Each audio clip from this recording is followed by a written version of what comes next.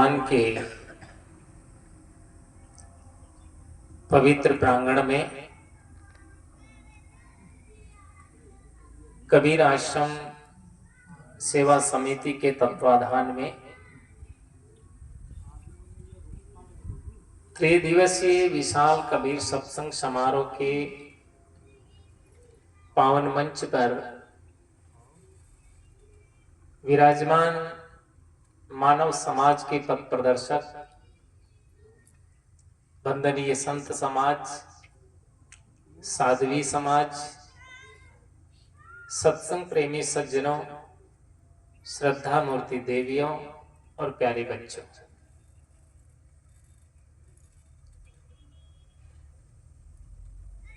बूढ़ादीत एक ऐसी जगह है जहां पर सूर्य भगवान का प्राचीन मंदिर है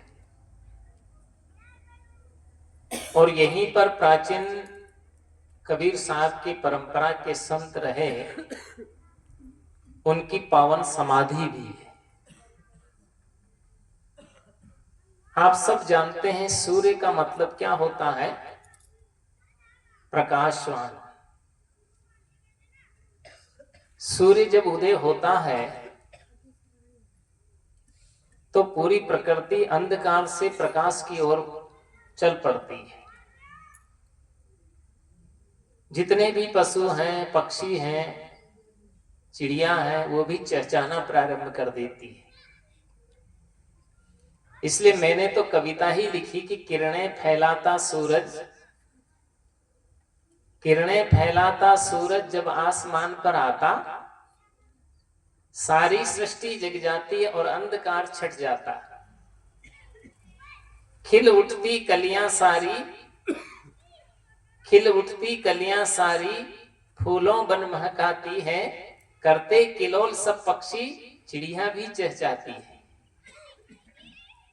क्यों बैठा सुस्त मनुष्य तू, क्यों बैठा सुस्त मनुष्य तू, हाथों अपने मलता है, मुस्कुरा कर जीना सीखो, क्यों औरों पर जलता है।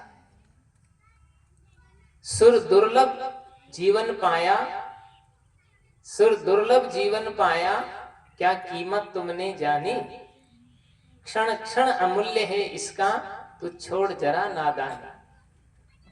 कहते ऋषि संत पुकारी, इंसान बनो तुम सच्चे, तुम ज्ञान प्रभाकर पाकर बन जाओ सबसे अच्छे। बजाओ ताली।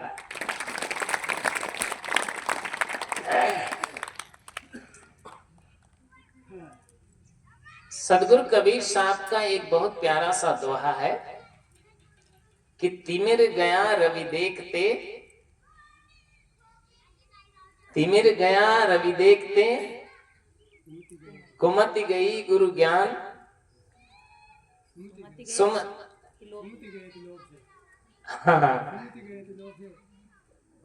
तिमिर गया रवि देखते, कुमति गई गुरु ज्ञान, सुमति गई अतिलोभ से और भक्ति गई अभिमान। ये सदगुरु कबीर साहब का एक बहुत प्यारा सा दोहा है जिसको साखी कहते हैं। तिमिर कहते हैं अंधेरे को, और अंधेरा कब तक रहता है कि जब तक सूर्य का उदय नहीं होता। जब आप अंधेरे में चलते हैं तो आपको कुछ दिखाई नहीं देता और आप किसी वस्तु को पहचान नहीं पाते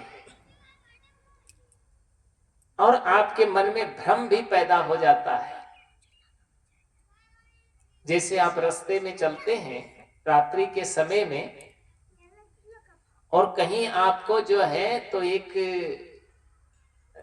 रबड़ पड़ा हुआ मिल जाए सड़क पर, तो आप उसे देख करके भयभीत हो जाते हैं कि ये कहीं सर्प तो नहीं आ गया। कहीं आपकी निगाह अचानक किसी ठोंठ पर पड़ जाए तो आपको लगेगा कोई भूत तो नहीं आ गया। कोई आपकी निगाह कहीं अचानक किसी भैंसे पर, किसी अन्य जानवर पर पड़ जाए तो कहीं कहते हैं लोग भूत भैंसा बन करके आ गया। ये क्यों होता है? क्योंकि मनुष्य के मन में अंधेरा है। और वो अंधेरा कौन सा है? वो अज्ञान का अंधेरा है। जब आदमी के दिल में, दिमाग में, बुद्धि में अज्ञानता छा जाती है तो वह हकीकत को नहीं पहचान पाता है, सत्य से कोसों दूर हो जाता है और उसका चित्त डामाडोल रहता है और बुद्धि भी उसकी भ्रमित हो जाती है और मन भी उसका चलायमान रहता है, चंचल रहता है। और जिसका मन चलायमान रहता है, चंचल रहता है, तो फिर वो आदमी काम भी गलत करता है। इसलिए कबीर साहब कहते हैं, चंचल मन के अधम काम और कहें कबीर भज राम नाम। जब आदमी का मन चंचल रहता है तो चंचल मन क्या करता है? वह स्थिर नहीं रहता। और जब मन चंचल रहता है तो आदमी को भी ठीक से बैठने नहीं देता है। आपने देखा है कि आदमी के मन में जब उठती है जैसे, तो एक 3.5 हाथ का आदमी होता है और जब उसको बीड़ी की याद आती है तो छोटी सी बीड़ी उसको उठा करके बाहर ले जाती है, क्या नहीं ले जाती। किसी का मन अगर बदल जाता है तो आदमी जो है तो बड़ा ईमानदार होता है, सच्चा होता है। और जो है अगर आदमी का मन बदल गया तो किसी की वस्तु छिपके से उठा लेता है। और जब उठा लेता है तो उसका परिणाम कितना भयंकर होता है। जब आदमी का मन चंचल होता है तो आदमी के मन में गुस्सा आता है। और जब गुस्सा आता है तो इतना गुस्सा आता है कि उसका पारा आसमान में चढ़ जाता है। और जब पारा आसमान में चढ़ जाता है तो उसको पिता है, एक पत्नी है, एक पुत्र है, एक भाई है, एक शिष्य है, एक गुरु है, एक चेला है, चेली है, ये भी उसको पता नहीं रह जाता। उसको क्या दिखता है? फिर एक ही बात दिखती, मारो मारो काटो काटो है ना। इसके अलावा उसको कुछ भी नजर नहीं आता है। एक आदमी की सच्ची घटना है कि एक आदमी जो है तो स्नान करके आया। गर्मी का समय था और गर्मी का समय था ही, और वो स्नान करके नदी में आया। और जैसे ही वो आता है तो पहले के समय में क्या है, छप्पर होते थे घास के, तो उसने जो, तो आजकल तो लोग सूथना पहनते हैं, पहले लोग धोती पहनते थे। और धोती का कोई कोई आधा बना के पहनते थे, उसको क्या बोलते थे? पंजा बोलते थे है ना। स्त्रियां भी पहले साड़ियां नहीं पहनती थी, क्या पहनती थी? लुगड़ा पहनती थी है। और अब धीरे धीरे परिवर्तन हो रहा है, बदलाव आने लगा है ना। आजकल आप शहरों में जाएंगे तो आप ये नहीं पहचानेंगे कि ये बहू है कि बेटी है कि नहीं। आपको पहचान में नहीं आएगी, क्योंकि वो जींस में रह करके पहन करके घूमती है। तो बेचारी सास में घबराती है कि ये कैसा जमाना है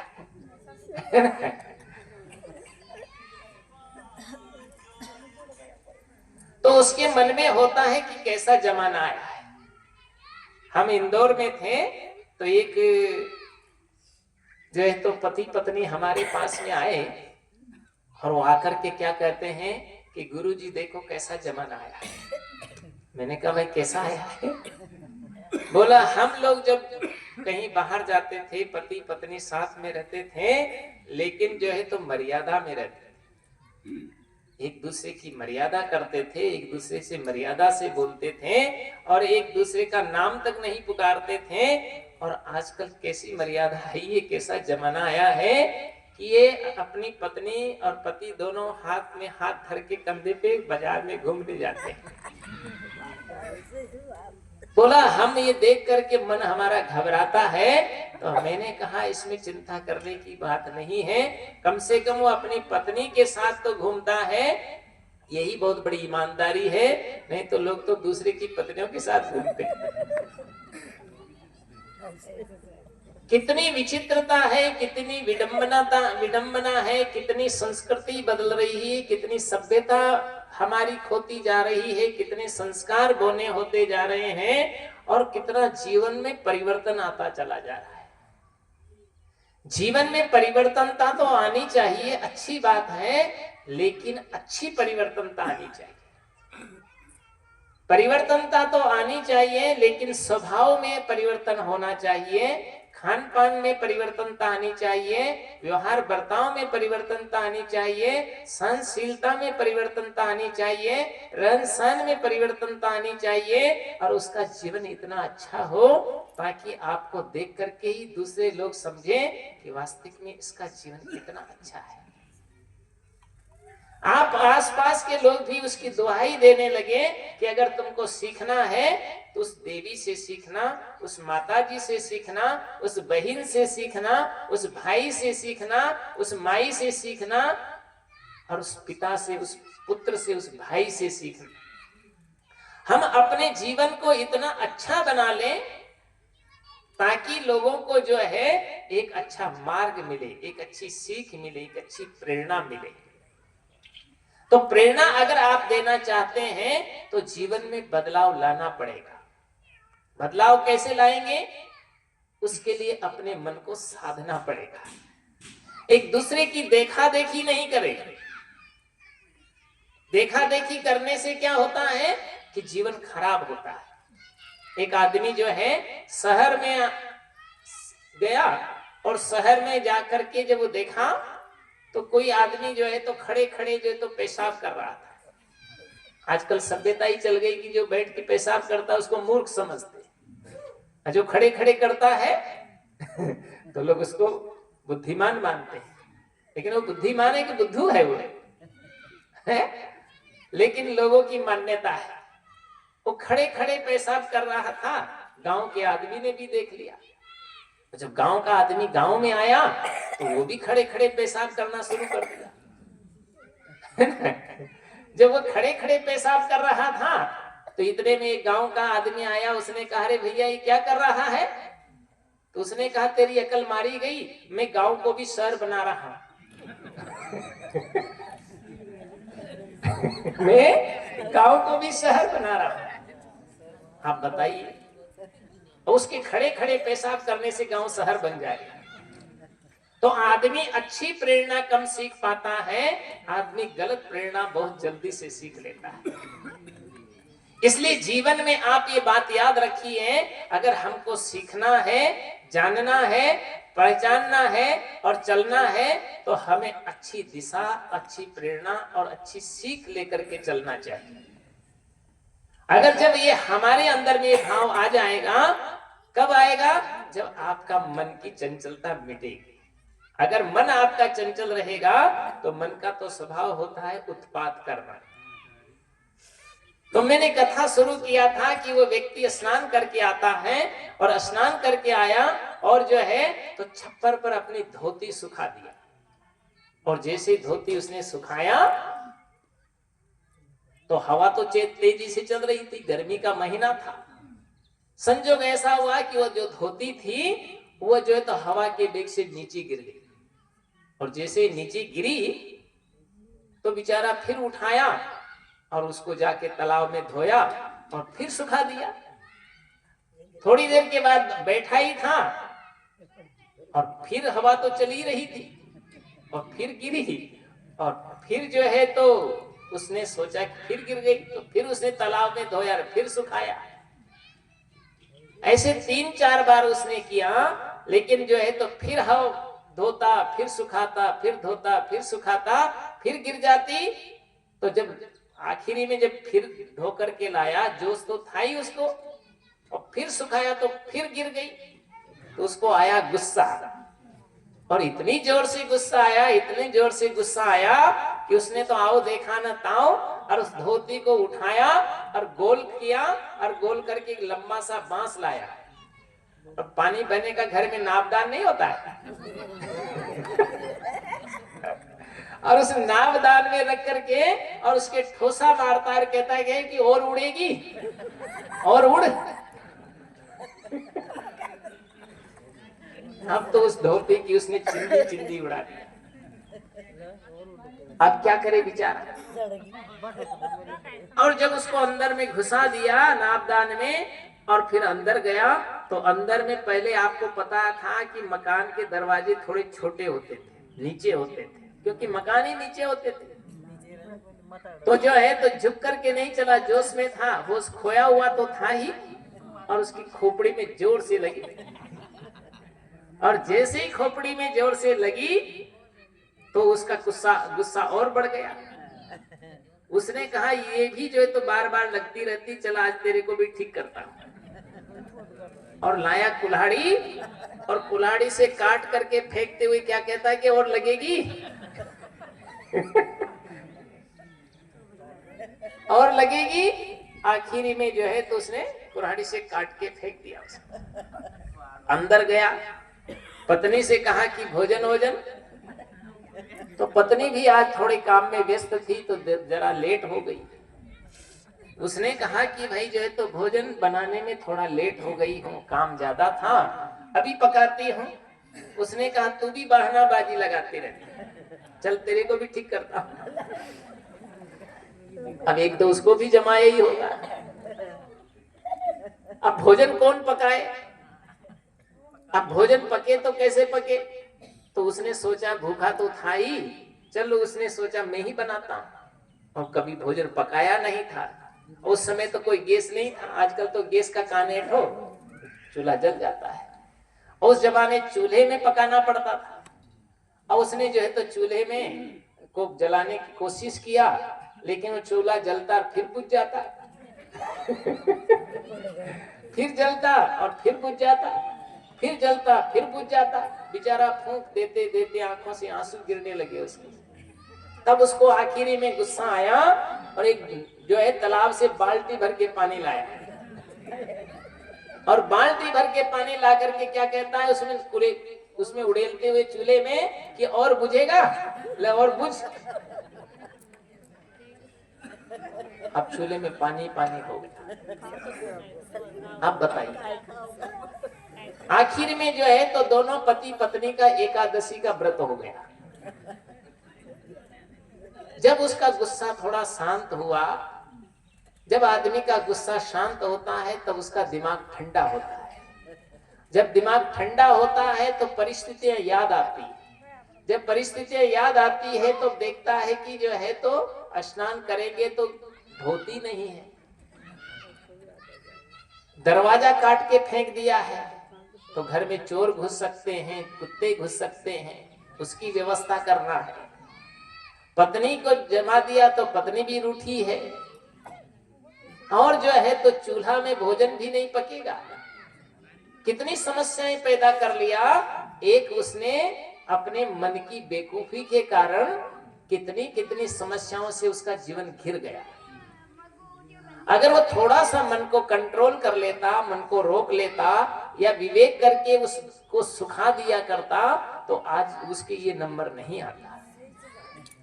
जिंदगी में याद रखिए कि हम अपने मन के गुलाम न बने, मन के बादशाह बने, मन के शाहंशाह बने। और जो मन का गुलाम होता है वो जीवन भर जो है तो रोता है, और जो मन को अपना गुलाम बना लेता है तो वो शाहंशाह का भी शाहंशाह बन जाता है। इसलिए जीवन में बात याद रखनी है कि कबीर साहब कहते हैं कि चंचल मन के अधम काम।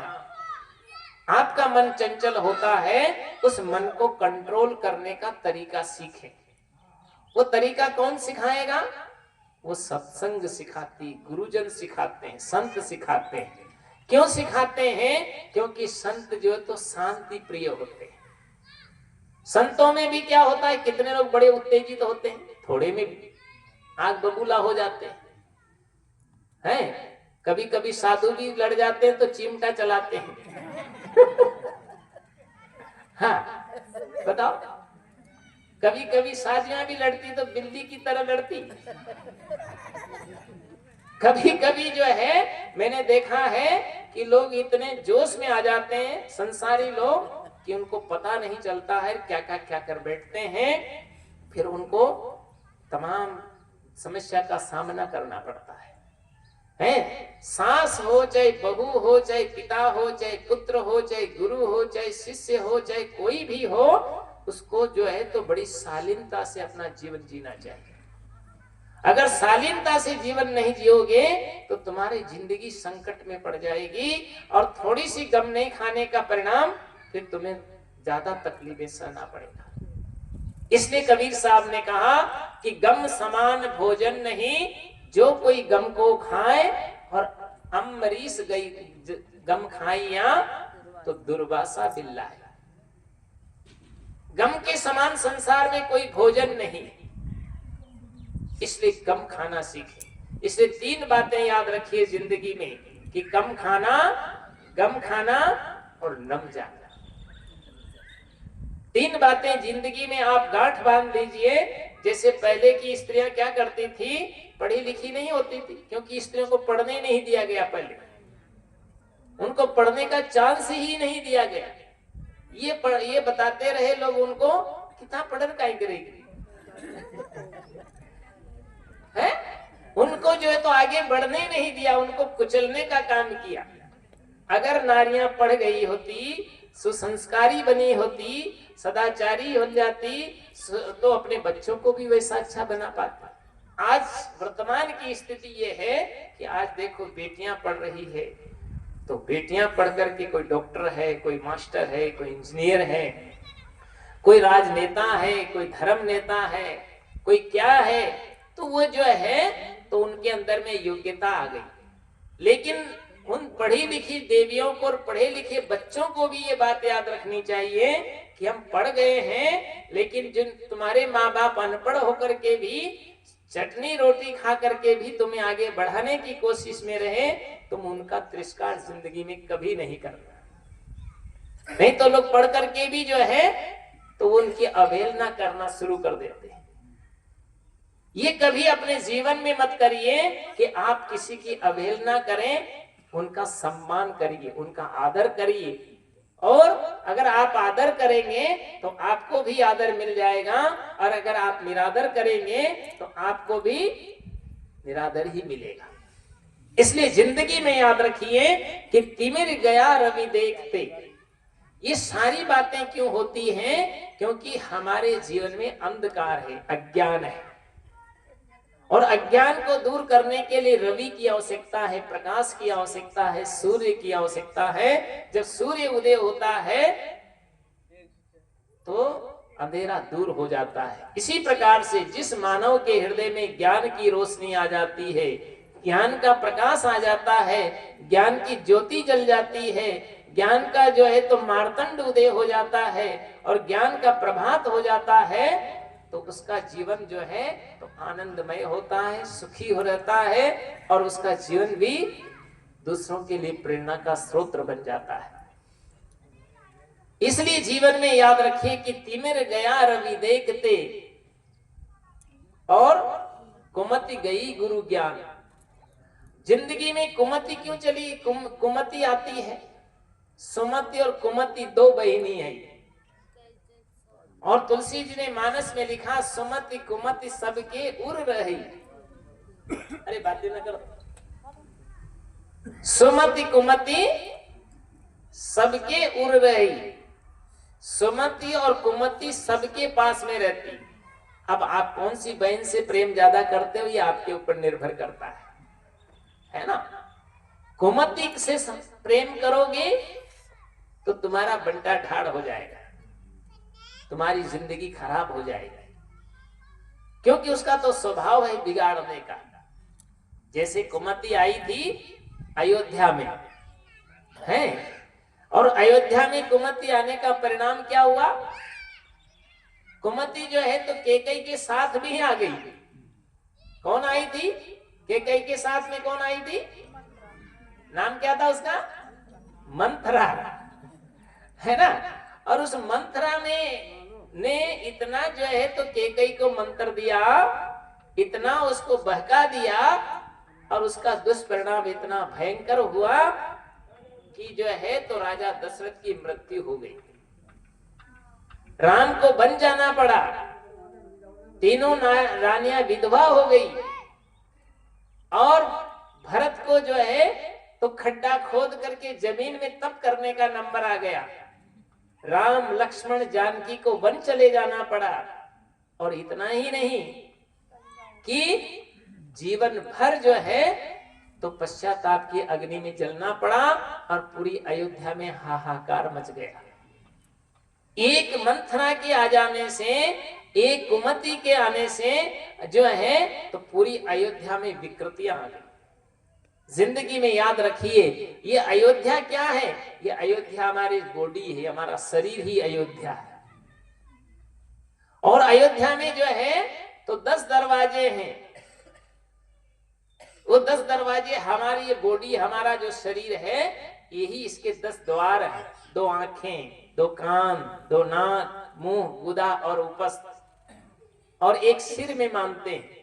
ऐसे करके ये 10 दरवाजे की ये अयोध्या रूपी ये शरीर हमारे अंदर में। और दशरथ, उसको दशरथ भी कहते हैं क्योंकि हमारा शरीर में 10 इंद्रियां हैं।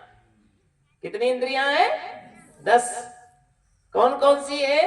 आंख, नाक, कान, जीभ, त्वचा, 1 ज्ञान इंद्रियां हैं। हाथ, पैर, मुंह, लिंग, गुदा, 1 कर्म इंद्रियां हैं। ये 10 इंद्रियां हमारे अंदर में हैं। और जो 10 इंद्रियों को अपने वश में कर लेता है, अपने कंट्रोल में कर लेता है, वास्तविक में वह है सच्चा दशरथ। जो मन के अनुसार दौड़ता है, जो इंद्रियों के पीछे दौड़ता है। और इसी अयोध्या में जो है तो एक रावण भी है।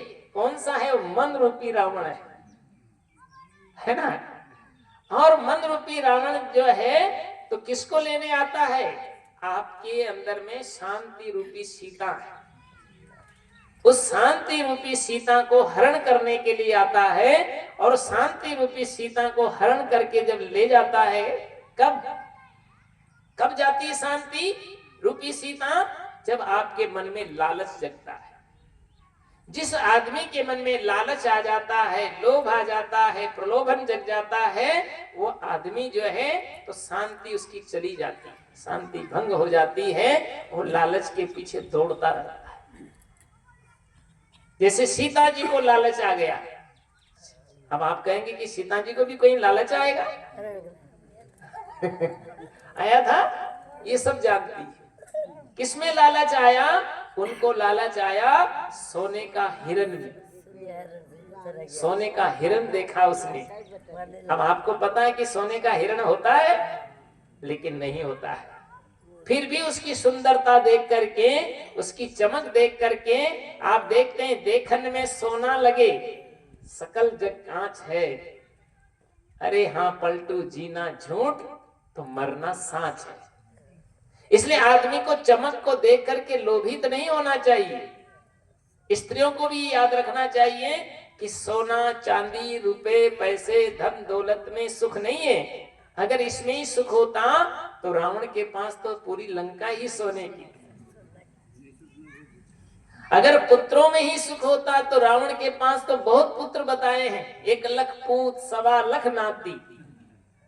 कवियों ने थोड़ा मोड़ा नहीं कहा। 1 लाख पूत, 1.25 लाख नाती, लेकिन ता रावण घर दिया न बाती। लेकिन उस रावण के घर में दिया नहीं और न बाती जलाने वाला कोई नहीं बच पाया। तो जिंदगी में ये बात याद रखिए कि पुत्रों में भी सुख नहीं होता। सुख तो होता है संतोष में। जहां मन में शांत संतोष है और मन में जो है तृप्ति है, वहीं पर शांति है।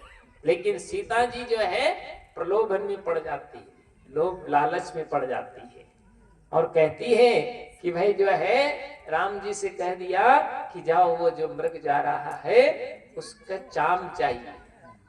लेकिन आपको पता है जो दूसरे को खतरे में डालेगा वो खतरे से बचेगा। इसलिए जिंदगी में किसी को भी दूसरे को खतरे में डालने का काम नहीं करना चाहिए। बन सके तो उसकी रक्षा करिए, मदद करिए, सहायता करिए और उसको जो है तो अच्छे ढंग से उसका जो है सहारा बन जाइए और उसको जो है तो एक मदद करने का काम करिए। लेकिन मान लीजिए आप मदद नहीं कर पाते हैं, अपने आप को इतना सामर्थ्यवान नहीं समझ पा रहे हैं, तो कम से कम इतना जरूर कर लेना। कितना? कि उसके साथ छीना झपटी तो नहीं करना, उसको पीड़ा देने के लिए कार्य तो नहीं करना, किसी को जो है तो लूटने खसोटने का काम तो नहीं करना, किसी को मारने काटने का काम नहीं करना, क्योंकि ये काम मनुष्य का है।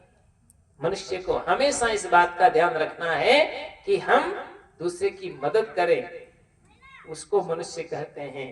और जो दूसरे को छीनता है, मारता है, काटता है, तो वो मनुष्य नहीं, वो इंसान नहीं। कौन है वो? शैतान है। तो हमें शैतान नहीं बनना है, हमें तो मनुष्य बनना है। इसलिए जिंदगी में याद रखना है कि हम किसी की चीज पर ललचाए नहीं। जानकी जी ललचा गई, राम जी से कहती है, क्या कहा उसने?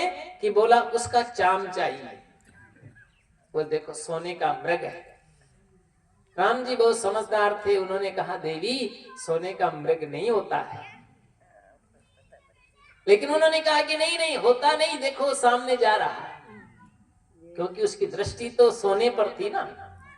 लेकिन उसको ये पता नहीं कि सोने के पीछे ललचाएंगे तो सोना भी हराम हो जाएगा, है ना। लेकिन नहीं माना, बोला नहीं ये जा रहा है। उसने कहा सोने का हिरण मृग होता ही नहीं है। लेकिन बार बार कहने पर उनको भी लगा कि सीता की बात नहीं मानेंगे तो ये रूठ जाएगी। वैसे तो उचित बात मानना चाहिए। अगर पति उचित बात कहता है तो पत्नी को भी मानना चाहिए, और पत्नी उचित कहती है तो पति को भी मानना चाहिए। और अनुचित बात कोई भी कहे तो उसको न पिता को मानना चाहिए, न पुत्र को मानना चाहिए, न पत्नी को मानना चाहिए, न भाई को मानना चाहिए, न माई को मानना चाहिए, किसी को भी नहीं मानना चाहिए। अगर अनुचित कोई कहता है तो चाहे वो गुरु ही क्यों न कहता हो तो भी नहीं मानना चाहिए। इसलिए अनुचित कार्य जिंदगी में कभी नहीं करना चाहिए। राम जी से उसने बार बार कहा, राम ने समझाने की कोशिश की लेकिन नहीं माना, क्योंकि आप जानते हैं कि त्रिया हट होता है। हट पकड़ लिया कि नहीं मुझे तो चाहिए। राम जी को जाना पड़ा। राम जी चले गए और जाते हैं और उसको जो है तो क्या करते हैं, मारने के लिए पीछा करते हैं। वो आगे चला जाता है और जोर से आवाज लगाता है, तो वहां जो है हाय लक्ष्मण की आवाज सुन करके जो है तो जानकी ने कहा कि राम पर विपत्ति आ गई। लक्ष्मण ने कहा कि राम पर विपत्ति आएगी ही नहीं। लेकिन उसने कहा नहीं, जाओ तुम उनकी रक्षा में जाओ। उन्होंने कहा मैं नहीं जा सकता, क्योंकि राम जी के आदेश है, आज्ञा है, मैं आपकी सेवा में रहूंगा। लेकिन बार बार कहने पर लक्ष्मण जो है तो टालता रहा। लेकिन अंतिम में उसने बहुत कठोर शब्दों का प्रयोग किया है। जब कठोर शब्दों का प्रयोग किया तब लक्ष्मण सहन नहीं कर पाया और चलने के लिए तैयार हुआ, और इतना कठोर शब्द बोला है कि मर मैं बचन सीता तब बोला। बोलो ना भाई, मर मैं बचन तब बोला, मर मैं बचन सीता तब बोला, मर मैं बचन सीता तब बोला। हरि प्रेरित लक्ष्य मन मन डोला, हरि प्रेरित लक्ष्य मन मन डोला। इतना मर्म स्पर्शी वचन उसने बोला, इतना तीखा शब्द का प्रयोग किया होगा जानकी जी ने कि वो लक्ष्मण भी उसको पचा नहीं पाया। और अंतिम में वो जाने के लिए तैयार हो गया, लेकिन जाने से पहले उसने रेखा खींच दी। बोला रेखा से बाहर नहीं जाना। लेकिन जो है तो वो तो चला गया। पीछे से रावण आया, साधु के भेष में आया, क्योंकि जिसका काम आजकल लोग साधु के भेष में जो चाहे वो कर लेते, इसलिए साधुओं से भी सावधान रहिए, है ना। हाँ, साधुओं से भी सावधान रहने की जरूरत है, क्योंकि साधु भी जो है, कबीर साहब कहते हैं कि साधु भया तो क्या भया, बोले नहीं विचार, हते पराई आत्मा तो जीव बांध तलवार। साधु भी हो गया लेकिन साधना नहीं, न तन सधा है, न मन सधा है, न वाणी सधी है, न खान पान सधा है, न आचार विचार सही है, न उसकी बुद्धि सही है। कितने कितने साधुओं के पास तो जाओ तो बैठते ही गालियां शुरू कर देते हैं, गांजा के दम लगाते हैं, और बच्चों से भी कहते हैं लगा बच्चा दम। है एक गांव में एक साधु आए गजेड़ी, तो बेचार गांव बहुत अच्छा था, और साधु जान करके लोगों ने सोचा भाई महाराज की सेवा करनी चाहिए। अब वो बच्चा गांजा लाओ, कहने बच्चा बाबा गांजा कहाँ से लाए? अरे कहा मूर्ख हो तुम, जो है तो कैसे गांव वाले हो, आज तक तुमने गांजा ही नहीं देखा? तो बोला भाई बाबा जी हमने तो गांजा देखा ही नहीं। तो उन्होंने कहा जिसने नहीं पिया गांजा की कली, तो उस लड़का से तो लड़की बनी। अब बताओ, सब गांव के लड़के तैयार हो गए कि हम तो लड़कियां ही रह गए। लाए बाबा के लिए गांजा, और गांजा लाए तो बाबा से ने कहा कि भाई पहले तुम दम लगाओ। उसने कहा बाबा जी हम तो नहीं जानते। अरे कहा तो वही चौबोला सुनाया कि जिस लड़का से तो लड़की भली, ऐसा कहकर पूरे गांव के लोगों को गजेड़ी बना दिया। कुछ दिन के बाद भैया हमारा वहां जाना हुआ है। जब हम गए तो घर वाले लोग कहने लगे गुरुजी यहाँ एक साधु आया था, पूरे गांव में गजेड़ी बना गया, और सब लोग जो है तो गांजा फूंकते हैं, नशे में रहते हैं। अरे मैंने कहा वो साधु नहीं, वो पूरा डाकू है, लोगों को बिगाड़ने आया था, सुधारने आया था।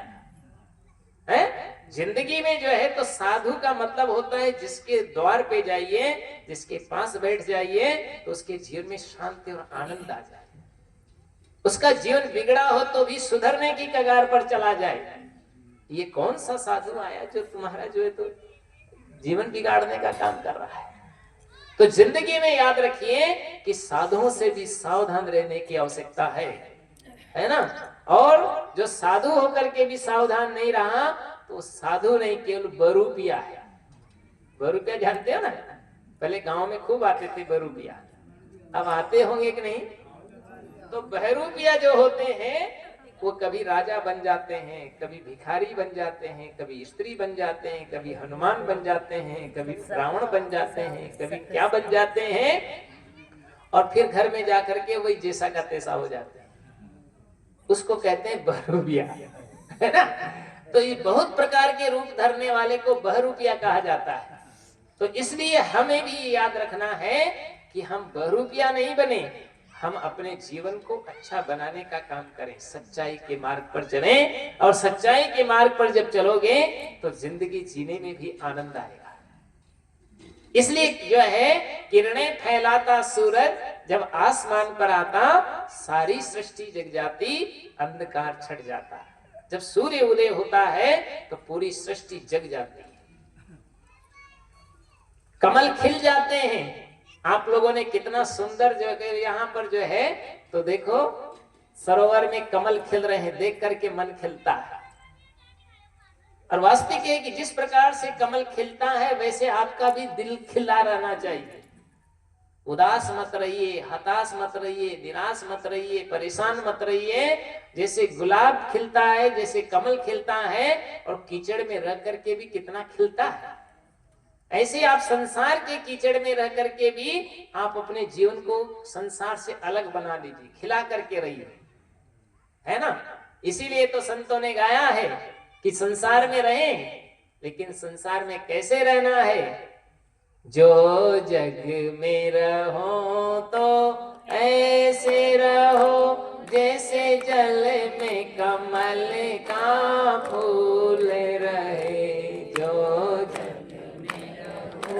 तो ऐसे रहूं जैसे जल में कमल का फूल कहीं। जो जग में रहो तो ऐसे रहो जैसे जल में कमल का फूल रहे। जो जग में रहूं तो ऐसे रहूं जैसे जल में कमल का फूल रहे।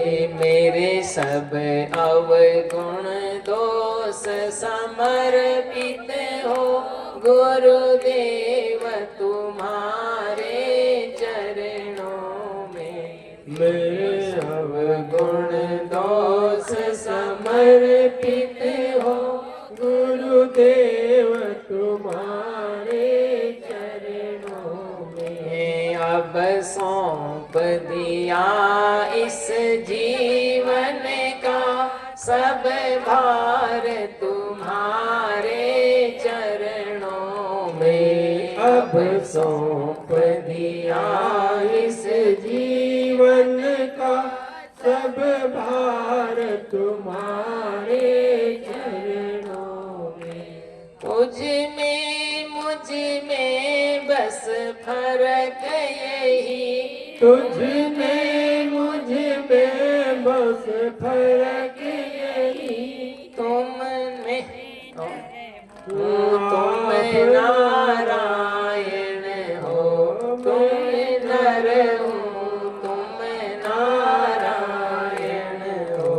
संसार रे हाथों में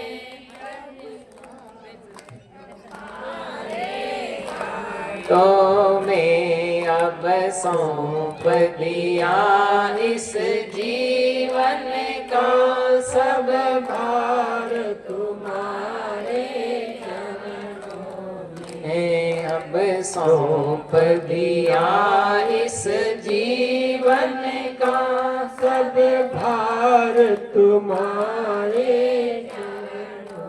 तो जिंदगी में बात याद रखिए कि नर में और नारायण में कोई फर्क नहीं होता।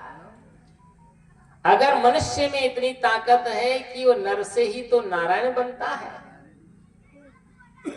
जितने भी नारायण हुए, जितने भी भगवान हुए, जितनी भी भगवतियां हुई, जितने भी देवता हुए, जितनी भी देवियां हुई, तो कौन थी? वो सब नर ही थे, नारियां ही थी, मनुष्य ही थे। लेकिन उन्होंने अच्छा कार्य किया तो वे नर से नारायण बन गए, और जिन्होंने गलत काम किया तो वह नरों से शैतान बन गए। तो जिंदगी में याद रखना है कि हमें अपने जीवन को वैसा बनाना है जैसे कमल खिलता है, वैसे हम भी संसार में रहें, लेकिन संसार में रह करके संसार से अलग खिले रहें, अलग रहें, संसार के बंधन में न फंसे। संसार का काम है बांधना, लेकिन आप सावधान रहेंगे तो आपको दुनिया में कोई बांध नहीं पाएगा। इसलिए जिंदगी में याद रखिए कि इस अयोध्या रूपी शरीर में जो है तो राम बैठे हैं, और राम कहाँ है? जो सबके दिलों में बोल रहा है कि नहीं? जो बोल रहा है वो राम है। इसलिए कहा रामेति राम। जो सब में रमण करता है, जो सबके दिलों में बैठा है, वो राम है। और वो मिलता कैसे है? तो उसका बहुत सीधा तरीका बताया तुलसी जी ने भी। प्रेम ते प्रगट होय में जाना। उसको पाने के लिए क्या करना पड़ेगा? बस केवल प्रेम चाहिए। न धन चाहिए, न दौलत चाहिए, न संपत्ति चाहिए, न माला चाहिए, न भाला चाहिए, है ना, न आला चाहिए, और न जो है कोई प्रसाद चाहिए, न पेड़ा चाहिए, न मिश्री चाहिए, न नारियल चाहिए, न कुछ नहीं चाहिए। केवल क्या चाहिए? भगवान को प्रेम चाहिए। तो प्रेम देने वाले कोई बिरले बिरले होते हैं। इसलिए कहा है प्रेम पाठ का चोलना, पहर कबीरू नाच, और पानिप दीनो तास को, जो तन मन बोले साच। प्रेम भी सच्चा होना चाहिए, झूठा प्रेम नहीं होना चाहिए। लोग प्रेम भी करते हैं तो आजकल दिखावटी करते हैं। बहुत पुराने जमाने की कथा है कि एक बार नारद जी आए, और नारद जी आए तो उन्होंने भगवान नारायण से जाकर के कहा कि भगवान आप बता सकते हैं कि दुनिया में आपका सबसे अच्छा और सच्चा भक्त कौन है? नारद जी के मन में अहंकार था कि मेरा ही नाम आए, है ना, और तो इस दुनिया में कोई है नहीं, क्योंकि मैं तो रात दिन नारायण नारायण जपता हूँ, नारायण नारायण करता हूँ, तो ये और दूसरे का नाम कैसे ले सकते हैं? वो तो मेरा ही नाम लेंगे। उन्होंने कहा कि भाई जो है ये बात मैं बता दूंगा, लेकिन जो है तो अभी तो मेरे दिल में पीड़ा है, परेशानी है, तकलीफ है, अभी मुझे विश्राम करने दो। उन्होंने कहा तकलीफ है प्रभु, तो आपकी तकलीफ दूर करने का काम मैं करता हूं, क्या करना पड़ेगा मुझे, कैसे आपकी तकलीफ दूर होगी? तो नारायण ने कहा नारायण, मेरी तकलीफ की दवाई तुम नहीं ला सकते हो, नहीं कर सकते। बोला क्यों? बोला मेरे सीने में इतना दर्द है, प्राण ही निकलने वाले हैं, इसलिए तुम जो है तो मेरी दवाई नहीं कर पाओगे। उसने कहा आप क्यों चिंता करते हैं, आपके लिए तन मन धन सब अर्पण है, क्या चाहिए आपको, कौन सी औषधि चाहिए, जो कहोगे वे ला दूंगा। उसने कहा और तो कुछ नहीं चाहिए, अगर किसी का दिल मिल जाता है तो अभी मेरा दिल का दर्द मिट जाता, मतलब किसी का हृदय लेकर के आओ। तो नारद जी ने कहा आप क्यों चिंता करते, अभी जाता हूं। अब पूरे नगर में घूम फिरे, जिससे भी जाकर के पूछे कि भगत जी, एक भगत था तो माला फेर रहा था, नारायण नारायण कर रहा था, कि भगत जी आप भगवान के भक्त हो कि तेरे को दिखता नहीं, माला फेर रहा हूं। बोला जब फेर रहे हो तो भगवान को बहुत तकलीफ है, उनको आपके हृदय की जरूरत थी। उन्होंने कहा हृदय के लिए थोड़ी माला फेर रहा हूं, मरने के लिए थोड़ी माला फेर रहा हूं, मैं तो जीने के लिए फेर रहा हूं। तो आगे पहुंचे, एक तपस्या कर रहा था, तप कर रहा था, तो उनसे कहा कि अरे भगत जी आप तप कर रहे हो, तो बोलो कहा नारद जी। अरे बोला भगवान को दिल पे बहुत तकलीफ है, दिल में, तो आपका दिल चाहिए था। बोला मैं तप इसलिए थोड़ी कर रहा हूं जी भगवान के लिए मर जाऊं, मैं तो तप कर रहा हूं अपने आनंद के लिए, अपनी शांति के लिए, अपना जीवन अच्छा जीने के लिए, मरने के लिए थोड़ी कर रहा हूं। ऐसे कोई व्रत कर रहा था, कोई पूजा कर रहा था, सबके नगर में पूरा घूम आए, लेकिन कोई तैयार नहीं हुआ। लेकिन एक सीधा साधा सच्चा और अच्छा आदमी था जो गरीबों की सेवा कर रहा था। उनके पास पहुंचे कि अरे भगत जी आप क्या कर रहे हो? बोला मैं नारायण की सेवा कर रहा हूं। अरे बोला ये नारायण की सेवा से काम नहीं चलेगा, नारायण तो खुद तकलीफ में है, आप उनकी सेवा कर पाओगे? बोला फरमाइए, कहिए, अभी करते हैं। बोला आपका दिल चाहिए था। उन्होंने कहा दिल क्या मैं पूरा ही चलता हूं? आप दिल की क्यों टेंशन पालते हो, मैं खुदा खुद चल रहा हूं। वो तुरंत तैयार हो गया और चल पड़ा, और जाकर के जो है तो नारायण के पास खड़ा हो गया और उनके चरणों में गिर गया और बोला क्या आदेश है भगवान? बोला आदेश कुछ नहीं, मेरे दिल में तकलीफ थी और जो है तो लेकिन तुम्हारे दर्शन करने से मेरा तकलीफ दूर हो गई, है ना। बोला तुम्हारा दर्शन मैंने किया तो मेरे जो है तो तकलीफ दूर हो गई। और वास्तविक में भक्त के दर्शन भगवान को भी हो जाए तो भगवान की भी तकलीफ दूर हो जाती है, नहीं तो भगवान भी अकेला बैठा रहेगा, है ना। अगर भक्त भगवान के द्वार पर नहीं जाएगा तो इकल्ला बैठा बैठा भगवान भी परेशान हो जाएगा। तब नारद से कहा, नारद ने कहा पूछा कि भगवान यही सच्चा भक्त है? बोला यही सच्चा भक्त यही है मेरा एक दुनिया में, बाकी जो है तुम तो, बोला मैं नहीं हूं, मैं तो आपका भजन करता हूं। उसने कहा दिल तो तेरे पास भी था, हृदय तो तेरे पास भी था, तू ही दे देता। बोला तो झूठा ढोंग करता है नारायण नारायण करने का, है ना। तो कहने का तात्पर्य होता है कि सच्चा प्रेम होना चाहिए, सच्ची भक्ति होनी चाहिए, सच्ची निष्ठा होनी चाहिए, सच्ची सेवा परायणता होनी चाहिए। निष्कपट हृदय बना करके जब भक्ति करेंगे तब जा करके प्रभु प्रकट होते हैं, अर्थात जो है आपको राम से मिलन होगा। इसीलिए कहा प्रेम ते प्रकट होय में जाना। वास्तविक में प्रेम में वह ताकत होती है कि आप जिसको चाहें उसे बुला सकते हैं, प्रकट कर सकते हैं। इसलिए सभी को चाहिए कि हम अपने जीवन को प्रेममय बनाएं, और जहां प्रेम है वहीं तो आनंद है, वहीं तो स्वर्ग है, और जहां तनाव है, जहां मन में आवेश है, गुस्सा है, वही तो नरक है। और नरक क्या है? लेकिन लोग तो कहते हैं नरक उसको मानते हैं, स्वर्ग उसको कहते हैं। किसको स्वर्ग कहते हैं? कब मिलता है? जब लोग मर जाओ, जब। फिर उसकी चिट्ठी में क्या लिखते हैं? ये लिखते हैं कि हमारे दादाजी का स्वर्गवास हो गया। अरे तू देखने गया था क्या स्वर्गवास हुआ कि नरकवास हुआ? है ना? क्यों? उसने जो कर्म किया है उस कर्म की गति उसको प्राप्त हो गई है। और जिसने जैसा किया, एक घर में हम गए थे एक से मिलने, उसके दादाजी का शरीर छूट गया।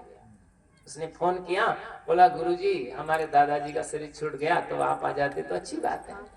तो मैंने कहा भाई चले। हम भी गए तो वहां जो है तो स्त्रियों ने क्या कर रखा था, मैंने कहा भाई तुम्हारी दादी से भी मिल लेते। तो वहां क्या है कि उसने एक ऊंधा बर्तन ढांक रखा था, टुकड़िया ढांक रखा था। तो मैंने कहा भाई ये काइदर में लेके, तो बोला ये तो जो है अब पता नहीं क्या डग रखा था। मैंने ज्यादा भी नहीं पूछा क्योंकि वहां माहौल ही ऐसा था। परंतु जो है तो वो हिम्मत वाली थी महिला, उसने कहा कि गुरुजी परंपरा है कि यहाँ आटा बिछा देते हैं और उसके ऊपर से ढक देते हैं। ऐसा ही करते हैं क्या? क्यों ढकते हैं भाई आप लोग बताओ?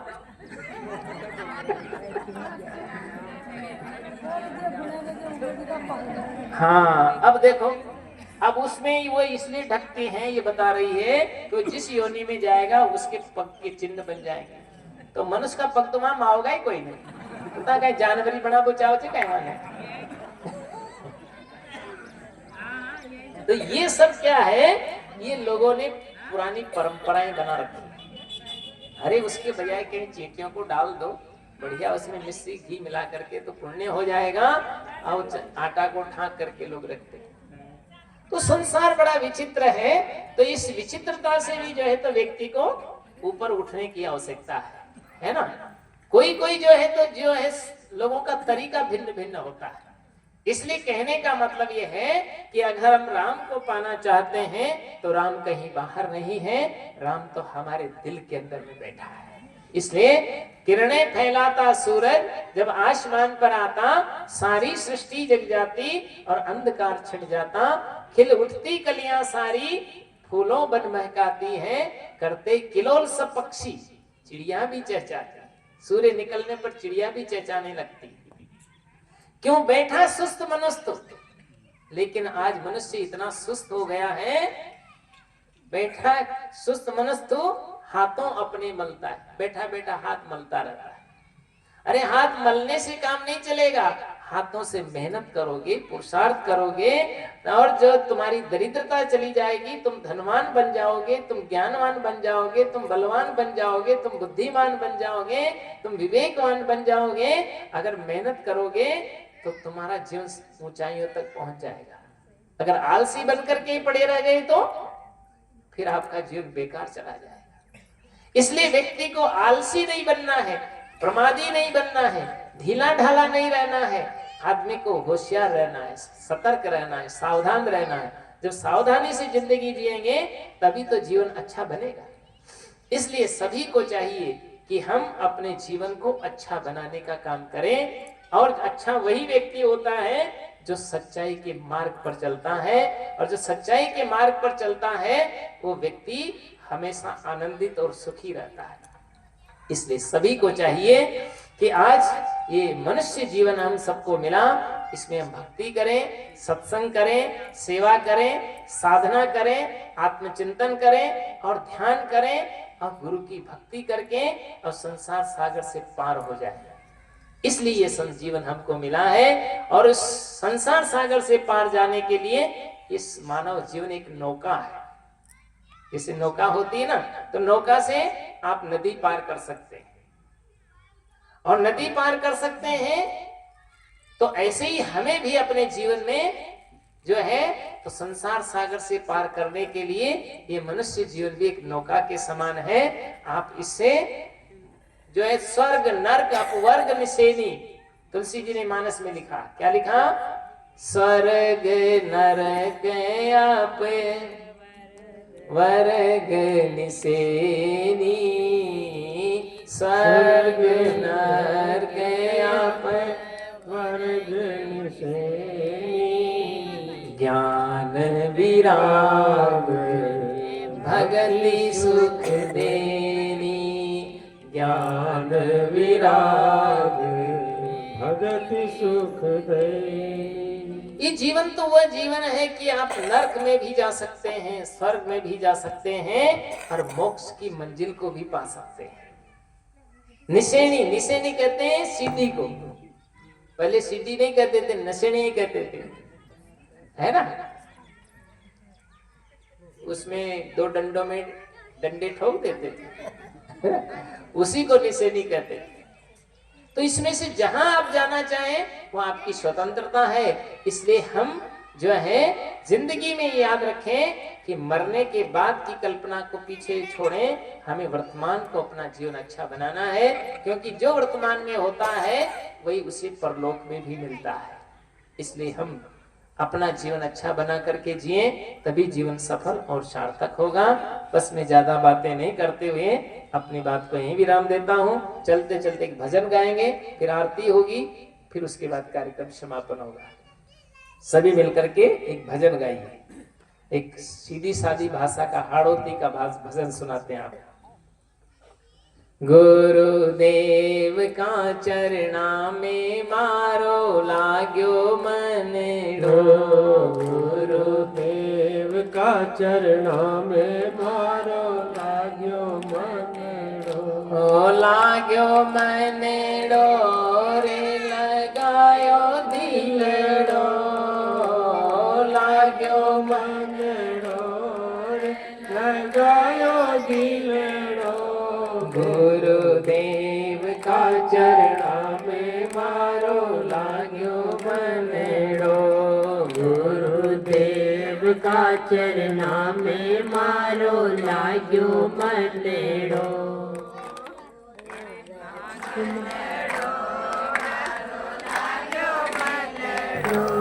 गुरुदेव का चरणा में मारो लाग्यो मन रो। बड़े भाग्य मानुस तन मल गयो 84 सू तगड़ो, बड़े भाग्य मानुस तन मिल गयो 84 सू तगड़ो। दुनियादारी छोड़ बावड़ा गुरु चरण को पकड़ो, दुनियादारी छोड़ बावड़ा गुरु चरण को पकड़ो। गुरुदेव का चरणा में मारो लाग्यो मन रो, गुरुदेव का चरणा में मारो लाग्यो मन रो। लाग्यो मन रो रे लगायो दिल रो, लाग्यो मन रो रे लगायो दिल रो। गुरुदेव का चरणा में मारो लाग्यो मन रो। यो संसार विकट जंगल छे खानी बानी को मकड़ो, यो संसार बड़ो जंगल छे खानी बानी को मकड़ो। काम क्रोध भय चोर सतावे इन्हें पकड़ कर रगड़ो, काम क्रोध भय चोर सतावे इन्हें पकड़ कर रगड़ो। गुरुदेव का चरणा में मारो लाग्यो मन रो, गुरुदेव का चरणा में मारो लाग्यो मन रो। लाग्यो मन रो रे लगायो दिल रो, लाग्यो मन रो रे लगायो दिल रो। गुरुदेव का चरणा में मारो लाग्यो मन रो।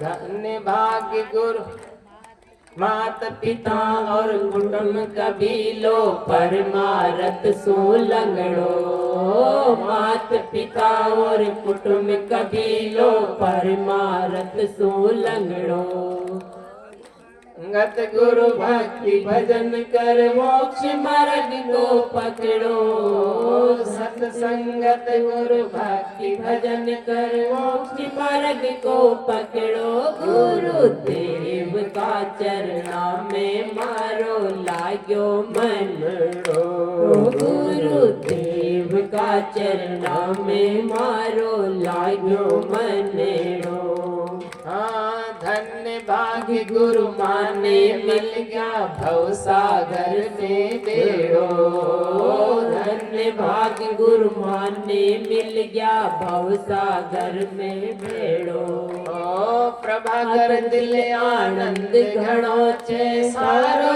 मिट गयो झगड़ो प्रभाकर दिल आनंद घणो छे सारो मिट गयो झगड़ो गुरुदेव का चरणा में मारो लाग्यो मनेड़ो गुरुदेव का चरणा में मारो लाग्यो मनेड़ो बोलो सद्गुरु देव की जय।